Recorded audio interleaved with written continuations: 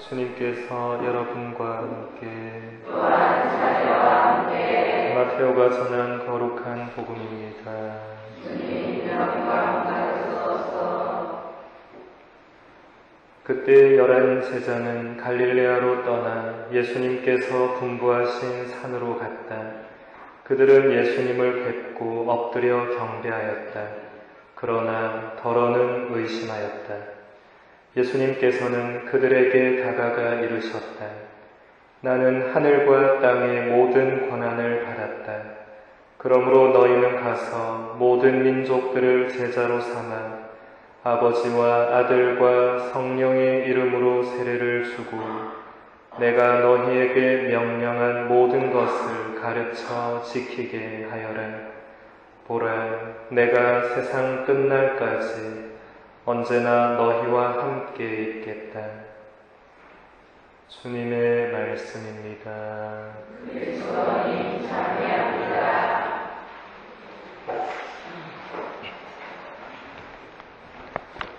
찬미 예수님, 아멘. 예수님, 오늘은 전교 주일로서 우리는 온 세상 모든 민족들의 복음화를 위한 미사를 동원하고 있습니다.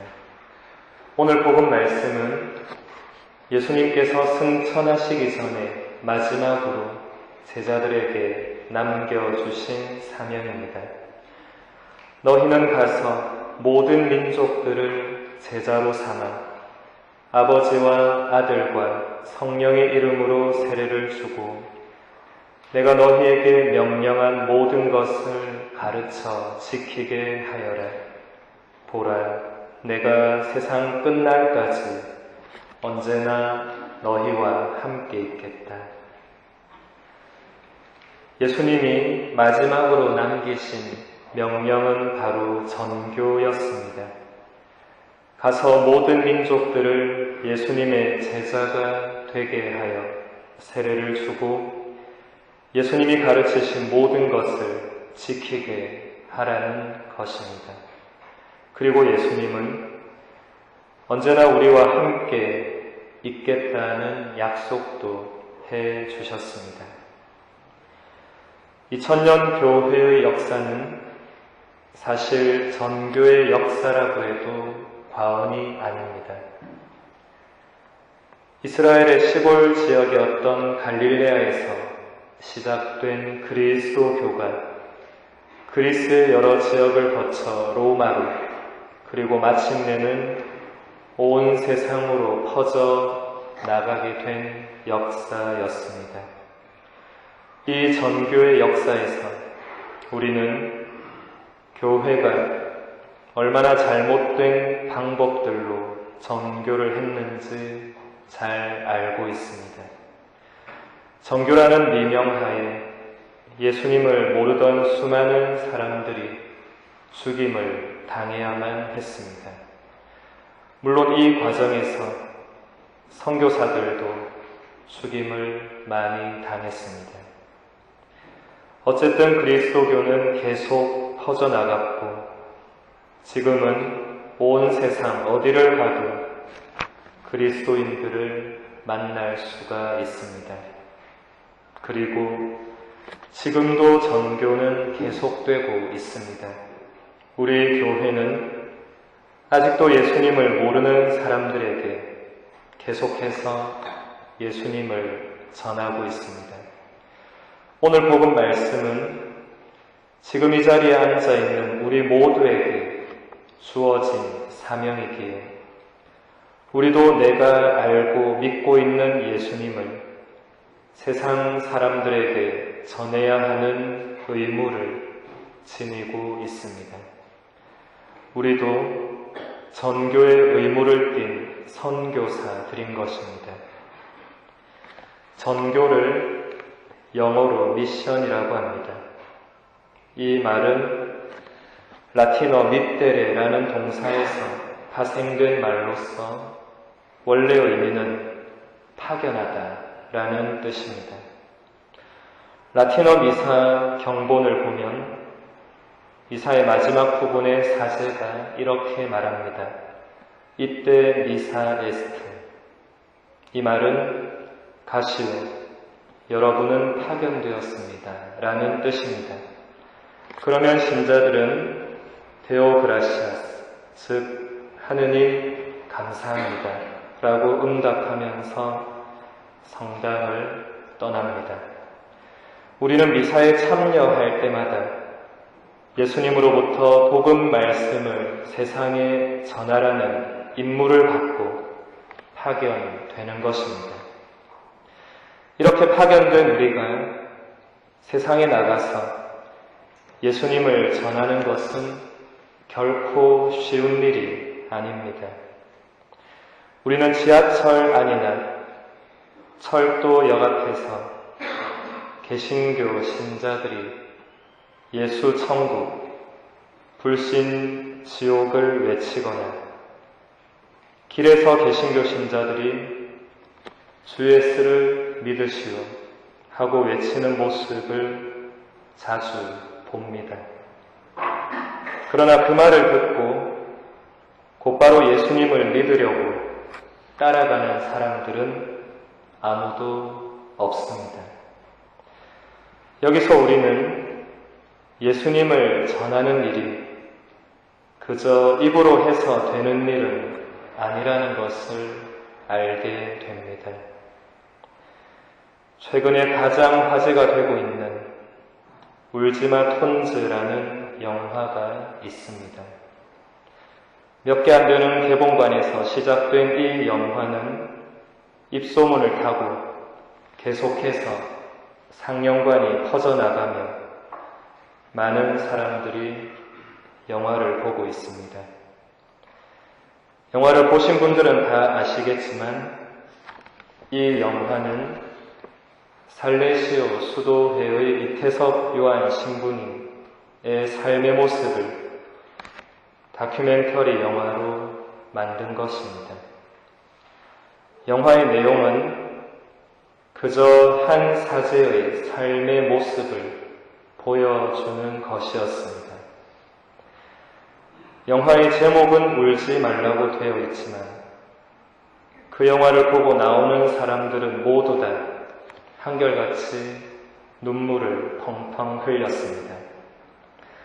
그 눈물은 바로 예수님처럼 살다가 세상을 떠난 한 사제의 삶의 모습에서 받은 감동의 눈물이었습니다. 저는 그 영화를 보면서 참된 전교가 무엇인지를 깨달을 수 있었습니다. 말로만 예수님을 믿으라고, 성당에 나오시라고, 세례를 받으시라고, 맹담을 풀으시라고 하는 것은 참된 전교가 될 수 없습니다. 예수님이 보여주시고 가르쳐주신 그 삶을 우리가 먼저 살아낼 때 우리 삶의 모습이 바로 참된 전교가 되는 것입니다. 이태석 신부님은 톤즈의 사람들에게 예수님을 믿으라고 말한 적이 한 번도 없었습니다. 그저 아픈 사람들을 치료해주고 아이들에게 공부와 음악을 가르쳐주고 버려진 나병 환자들을 직접 찾아가서 보살펴 주었습니다. 그러나 놀랍게도 톤즈 사람들은 모두 다 예수님을 믿고 있었습니다. 책도 읽을 줄 모르는 사람들이었지만 이태석 신부님의 삶의 모습을 통해서 예수님이 어떤 분이신지를 알게 된 것입니다. 인도의 마더 데레사 수녀님도 인도 사람들에게 예수님을 믿으라고 말한 적이 한 번도 없었습니다. 그저 예수님의 말씀대로 가장 보잘것없는 사람들을 사랑으로 끝까지 돌보아 주었습니다. 결국 전교는 그리스도교라는 종교를 다른 사람에게 전하는 것이 아니라 그리스도의 삶을 내가 사는 것. 그래서 나라는 존재와 나의 삶의 모습에서 그리스도의 향기가 피어오르게 하는 것입니다. 이태석 신부님이 세상을 떠나기 전에 유일하게 남겨놓은 책 친구가 되어 주실래요? 에서 신부님은 이렇게 말하고 있습니다.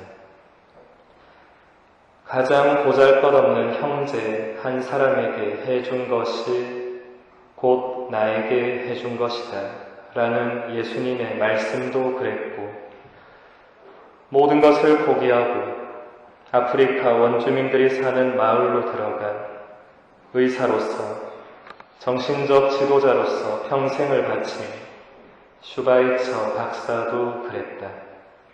그리고 어릴 적 집 근처에 있었던 소년의 집에서 가난한 고아들을 보살피고 몸과 마음을 씻겨주던 소 신부님과 그곳 수녀님들의 헌신적인 삶의 모습도 그랬으며, 일찍이 홀로 되어 덜렁 남겨진 10남녀의 교육과 뒷바라지를 위해서 눈물은 뒤로 한 채 평생을 희생하신 어머니의 고귀한 삶도 내 마음을 움직이게 한 아름다운 향기였다. 우리가 원하든 원하지 않든, 그리고 의식을 하든 하지 않든, 우리의 의지와는 관계없이 많은 사람들의 이런 향기가 서로 얽혀서 알게 모르게 서로의 삶에 영향을 주고 있음에 틀림없으리라. 우리는 삶의 향기를 만들어야 한다. 후각만 자극하는 향기가 아닌 사람들의 존재에, 그리고 그들 삶의 원소적 배열에 새로운 변화를 일으키게 하는 자석 같은 향기 말이다. 복음을 전파함에 있어 교리서나 성경에 있는 내용을 주입하는 것을 넘어서 복음을 전하는 사람들이 스스로의 삶을 통해 주위 사람들의 영혼을 건드려 움직이게 하고 감동하게만 할 수 있다면 이보다 더 완벽하고 발빠른 복음화가 또 있을까 싶다.